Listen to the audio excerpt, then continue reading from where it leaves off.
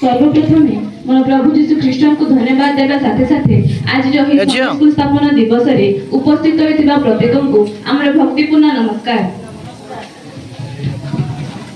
Sunday school सम्मेलन संक्षिप्त इतिहास।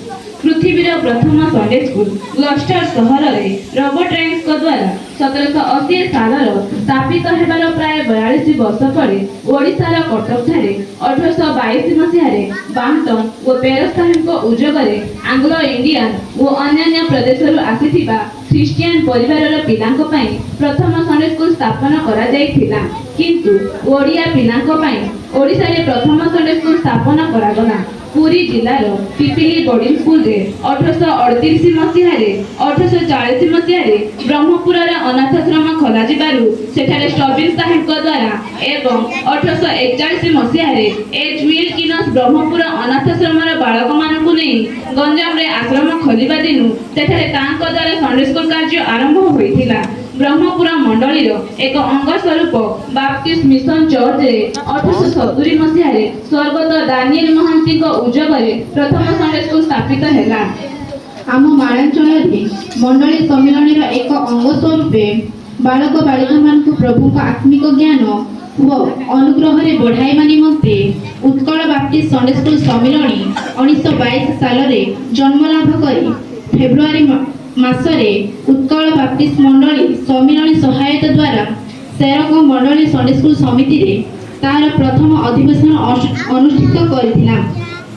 बहु समय धरी कटक उत्कल संडे स्कूल सम्मेलन द्वारा प्राप्ति पाठटिका तथा स्वल्पकालीन निमंते सीपी संडे स्कूल पाठटिका परिचालना करुथिबा माध्यम रे 1/3/1969 साल रे आश्रयगढ़ मातृमंडली रे अनुष्ठित मंडली सम्मेलन कार्यनिर्वाहिका बैठक निष्पत्ति प्रकार संडे स्कूल सम्मेलन स्वतंत्रता लाभ करी 4 विभाग प्रस्तुतिकरण और निर्वाचन कार्य स्वावलंबी भाव करिआसुछि। आनंदर विषय ए समस्त कार्य निमंते मंडली सम्मेलनस्थ केतक प्रभुक दास ज्वाज्वल्य तारकर न्याय होई रही अछंती।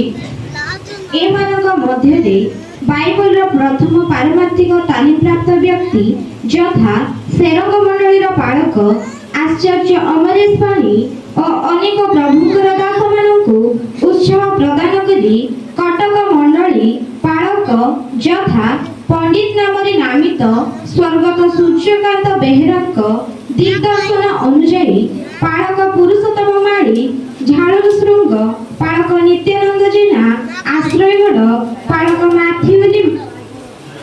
नित्यानंद जेना रायगढ़ पालक माथ्यूलिमा आश्रयगढ़ तत्कालीन सम्मेलनीर सभापति प्रेरणा रे स्वर्गत लाभन रावल आश्रयगढ़ श्री देवेंद्र छिंचाणी छेड़ीगढ़ श्री विद्युत कुमार नायक सेरंग डनहसन आनंद बड़पदा उद्यम करी संडे स्कूल सम्मेलनीर परिचालना कार्य और योजना को त्वरान्वित करी पारिथिले।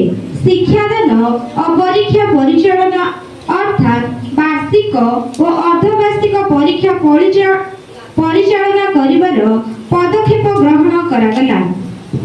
एथिपाई प्रतिवर्ष कर्मकर्ता निर्वाचन समय रे विभिन्न कमिटी सहित पाठ तालिका और टीका कमिटी परीक्षा कमिटी निर्वाचन करा जाउ अछि। सपान अनुसार मंडली गणर पालक डिकन पदवी परे परे संडे स्कूल समितिर अध्यक्ष पदवी रही सम्मान रही आसी अछि। कारण आज उच्च शिक्षित और बाइबल ज्ञान थिबा व्यक्तिगण ही एही पदवी रे रही संडे स्कूल समिति सम्मेलनीर मुख्य कर्मकर्ता गण भावे निर्वाचित होई मंडली सम्मेलन रे प्रतिनिधित्व करुछंती। कानाडियन बाप्टिस्ट ओवरसीज मिशन बोर्ड आनुकूल्य रे 1999 साल रे तत्कालीन मिशनरी रेव केनेथ नाइट और ताको सहधर्मणी प्रचेष्टा और आनुकूल्य रे उत्कल बाप्टिस्ट संडे स्कूल सम्मेलन रे शिविर मान अनुष्ठित करबा पई निष्पत्ति निया जायथिला।